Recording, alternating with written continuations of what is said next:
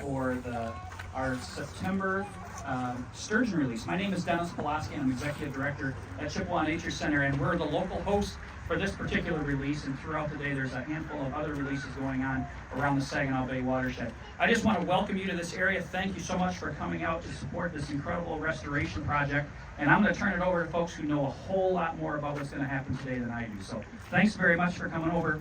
I'm going to introduce you to Megan Goss. Megan's from Michigan State University Extension through the Sea Grant program, and she's going to share some information with you. Thank you, Dennis. Well, we are so excited to have all you here today to be a part of the Saginaw Bay Sturgeon restoration effort. This effort is part of a large partnership to bring back sturgeon. This fish used to be one of the most common fish in the Saginaw River system, and now it is currently a threatened fish in the state of Michigan. So, preceded by lots of habitat restoration, removing dams, improving water quality, we are bringing the fish back home to the Saginaw River system. Woo-hoo! This event and project would not be possible with lots of partnership. With our work, we always say you can do more through partnership, and this event is really evidence of that. So we appreciate all of you showing up to be a part of the sturgeon restoration and helping to release and hopefully share about sturgeon with your family and friends that weren't able to be here. So every year we release fish into the Saginaw River system in August and September. We've been doing this since 2017, and it's part of a large effort to bring back these fish.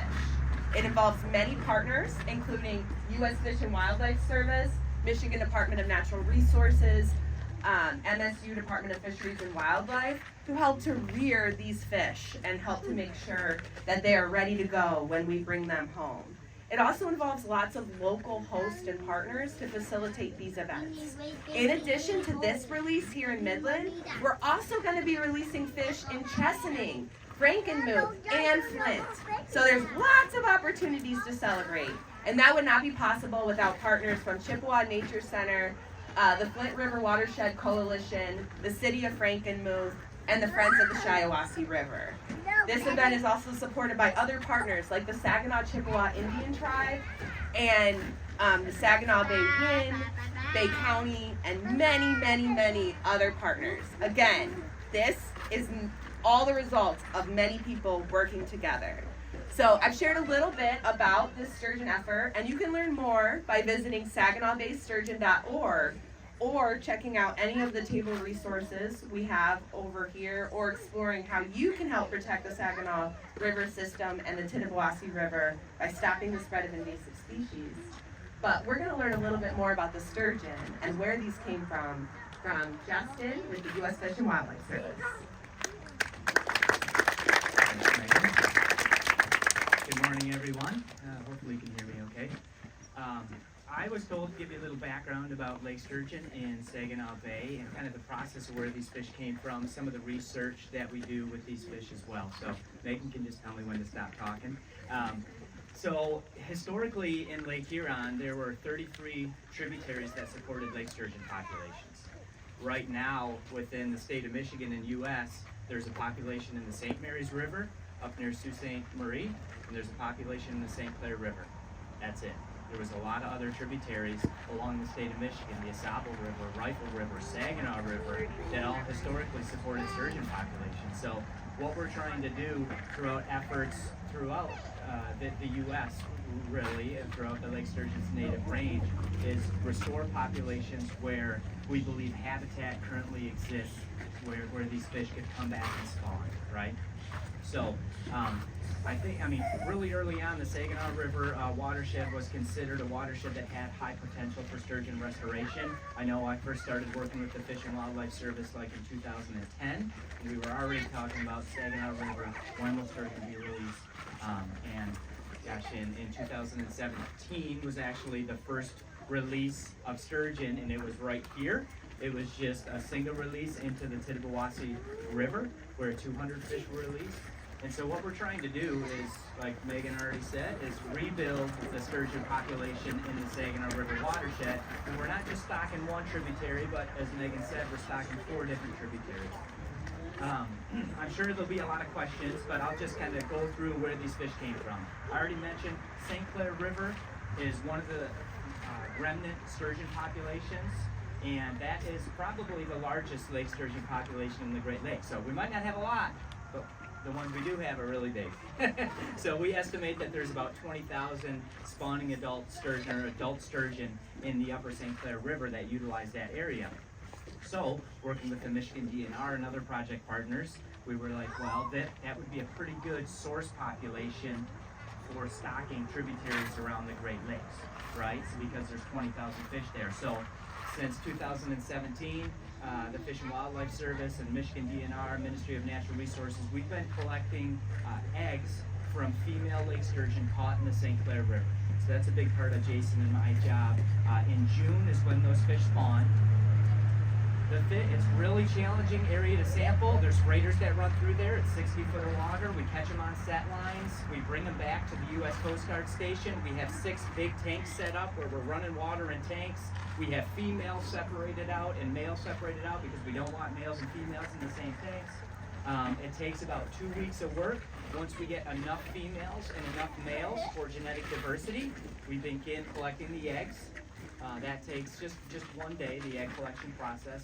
Those eggs go to the Maumee River down in Toledo, Ohio, in another project, and they also go to the Genoa National Fish Hatchery. So on Monday, Jason and I drove to the Genoa National Fish Hatchery with our other crew, and we pit tagged about 2,000 lake sturgeon for stocking into the Great Lakes. We're going to be stocking about 400 today, but you guys, I'm sure you've already seen the pit tags. What they are is a unique identifier for each fish. They're basically the same thing that goes in your pets, right? And what we want to do is anybody that recaptures a sturgeon, they have to have this kind of fancy pit tag scanner.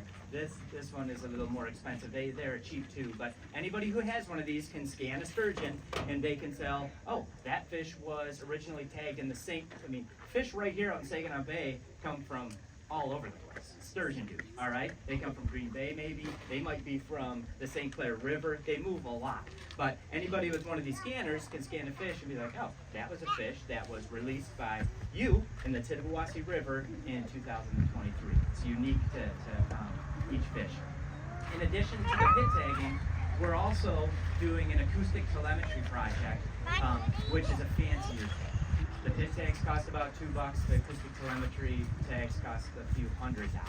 They give you a lot more information. And what we're doing that for is we don't want to just be stocking these fish in the water and kind of walk away and be like, all right, I hope they make it, and we're done. The acoustic telemetry tags, they actually tell us survival rates, habitat use, and movement. So we know like where the fish are going, if they survived or not. And that's a project that's being done by Michigan State University. It was funded by the Saginaw Bay Watershed Initiative Network and Great Lakes Fishery Trust. And we just are getting the data back from that because those first fish were stocked out last year at this time. The tags last a year. So one of the things we anticipate about a year after stocking, the fish are probably 14 to 16 inches. They're probably like that. So we know that after a year, survival is going to be really high. So that's kind of the most vulnerable life period, right, that we're trying to get that survival information from.